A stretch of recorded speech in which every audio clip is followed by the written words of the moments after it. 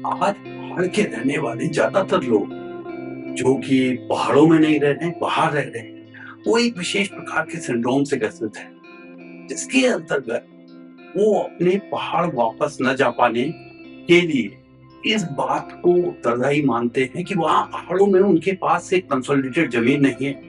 उन्हें ये लगता है कि अगर उनकी पैतृक जमीन सारी की सारी एक जगह पे होती तो वो जाके वहां पर होम स्टे बना सकते थे, कुछ खेती कर सकते थे, कुछ वहां पे इन्वेस्टमेंट कर सकते थे और अपने पहाड़ वापस न जाने के लिए वो इसे एक बड़ा कारण मानते हैं। क्या आपके साथ भी ऐसा है? चैनल को लाइक कीजिए, सब्सक्राइब कीजिए, शेयर कीजिए।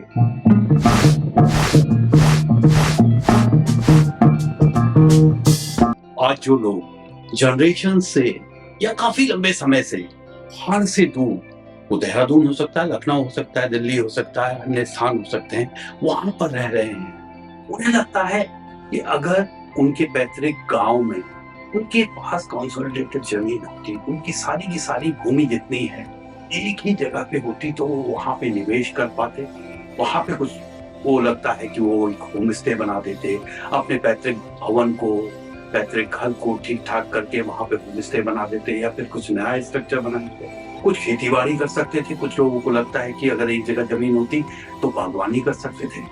ये सच है कि पहाड़ों में परिवार चाहे कितना भी सशक्त क्यों ना हो, उसके सबके सब सेरे नहीं थे, उसकी सारी की सारी जमीनें एक जगह नहीं थी, उसके पास कुछ उखड़ खेत थे, कुछ सेरे थे और जितनी जमीन थी वो भी एक जगह नहीं थी। एक सेरा इधर था तो एक दूसरी जगह था, एक उखड़ खेत एक जगह तो दूसरा दूसरी जगह था। कभी सोचा है आपने कि ऐसा क्यों है? पहाड़ की जो इकोनॉमी हमेशा से रही खेती पे आधारित रही और यहाँ की खेती वर्षा पे आधारित रही।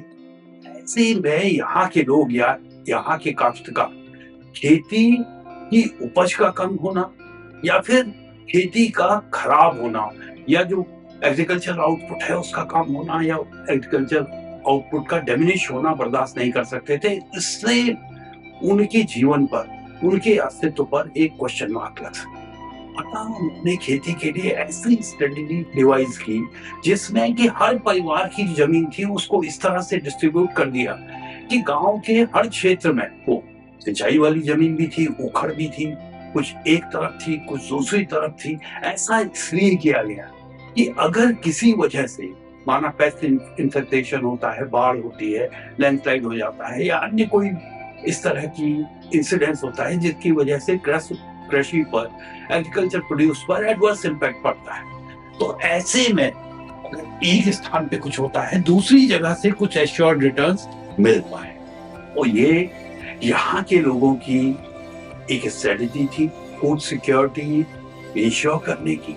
और अगली बार जब आप अपने पहाड़ वापस न जाने के कारणों को रिव्यू करें तो उसमें कम से कम लैंड कंसोलिडेशन को बाहर करके रखें, क्योंकि वो एक सर्वाइवल स्ट्रेटेजी थी जिसके आधार पे यहाँ लोग जनरेशंस तक जिंदा रह पाए, जनरेशंस तक सफलतापूर्वक रह पाए।